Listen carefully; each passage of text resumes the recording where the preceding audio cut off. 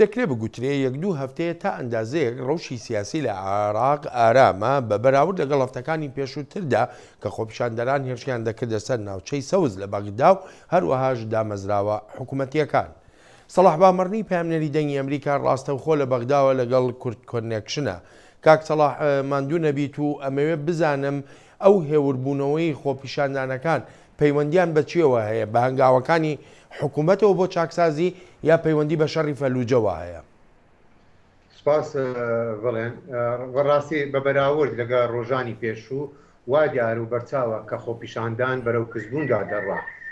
ڕۆژی هەینی خۆپیشاندانێکی ڕۆژی هەینی ڕابردوو خۆپیشاندانێکی ناڕزایی لە گۆڕەپانی تەحریر سازرا بەڵام جەماوەرەکە کەم بوون. ئەمەش وەک ئاماژە پێکراکەوە ئەڵێن بە هێزەکانی فەلوجە بە شەڕی فەلوجەوە پابندە، بەڵام چەند هۆکارێکی تر هەن.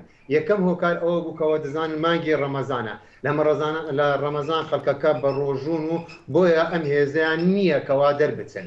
ئەمە لەلایەکەوە لەلایەکی تریشەوە بەرزبوونی پلەی گەرمان لە بەغدا وای کردەوە کە خەڵک زۆر هاتوچۆی دەرەوە نەکاو، پلەی گەرماش گەیشتوتە 43 تا 44 لە سەدان. ئەمە لەلایە هۆکاری سێم حکوومەتی عێراق بە دەستگا ئەمیەکان و بربەستێکی زۆریان لە بەغدا داناوە ڕێ و شوێنێکی زۆریان گرتووە بە تایبەتی لە دوو تەوەری گرنگ، تەوەری یەکەمیان کەوا پردی کۆماریە و تەوەری دووەمیان کە پردی سنەکە. ئەم دوو تەوەرەکەوە پابەند دەبێتن لەگەڵ ڕێیەکانی ناوچەی سەوز. هۆکاری سێم بەهۆی شەڕەکانی فەلوجەوە کەوەک ئاماژە پێکرد شەڕی فەلوجە و سەقلاویە وای کردەوە کە دانیشتوانی بەغدا سەرقال ببن کە بیر لە ئازادکردنی ئەم دوو ناوچەیە بکەن. پاش ئەم هۆکارانەش وا پێشبینی دەکرێتن کە لە ڕۆژانی داهاتوو خۆپیشاندانێکی جەماوەری ساز بدرێت بەهۆی ئەوەی کەوا مقتەدا سەدر لە چەند ڕۆژی ڕابردوودا ئاماژەی بەوە کردووە لە وتارێکیدا ئاماژەی بەوە کردووەکەوە شەڕی گەندەڵکارەکانی ناحکوومەت بکاتن. ئەمەش وا دەکاتن کەەوە لە ڕۆژانی داهاتوو خۆپیشاندان بکرێتن، بەڵام چۆن کەی دەست پێ دەکاتن ئەوە شتێکی نهێنیە.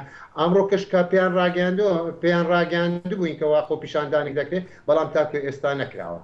بەڵێ بڵێن زۆر سپاسە دەکەم کاک سەلاح، ئەلبەتە بۆ زانیاری و بە دوواداچوونی زیاتر دواتر دەگەڕێنەوە بۆ لات. زۆر سپاس دەکەم.